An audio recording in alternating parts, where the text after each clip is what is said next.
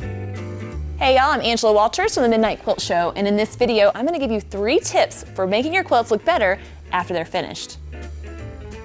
First of all, have you ever picked out a white background for your quilt thinking it's going to look fantastic, only to see all those colored threads showing through it after it's quilted? I'm going to show you how to fish them out of your quilt, even if your quilt's already quilted. Now, of course, if you have some of those threads that are peeking through your fabric, you could just leave them there, call it some kind of textured quilting. But if they're driving you nuts and you really want to pull them out, you can use a teeny tiny crochet hook to fish them out. Let me show you what that looks like.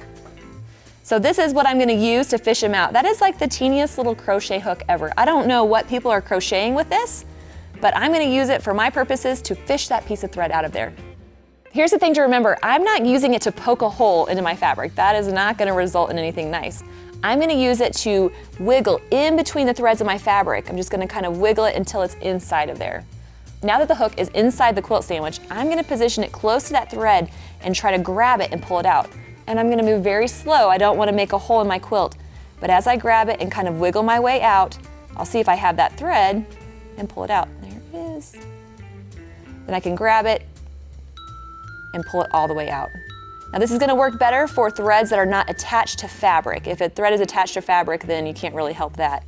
But here's going to let me pull out that whole thread out of the quilt. If I can still see where that crochet hook went in, I'm just going to kind of cover up that hole, and you can't even tell that's where it came out. Pulling those threads out is kind of like playing Operation, that old game, except without that horrible buzzing sound. Another thing you can use to make your quilts look better is to use fabric markers to cover up any unintentional quilting customizations.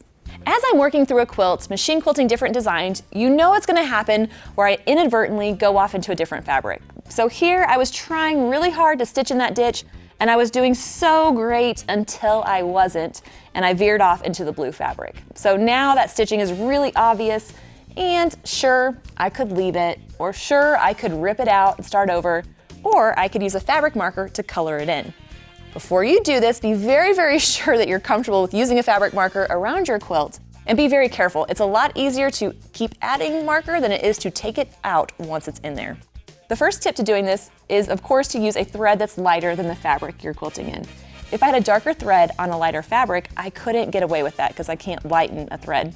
However, that white thread I can fill in. Next, I'm going to pick a marker in the shade of the fabric that I'm coloring on, obviously. If you're not sure which color to pick, always go with a lighter marker color.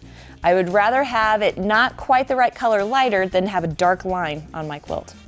Then, once I'm ready, I'm going to bring the marker over and I'm just going to dab it onto the thread. I want the thread to soak up the marker. So I'll dab it right on top of there and just let it kind of soak up that color, just like that.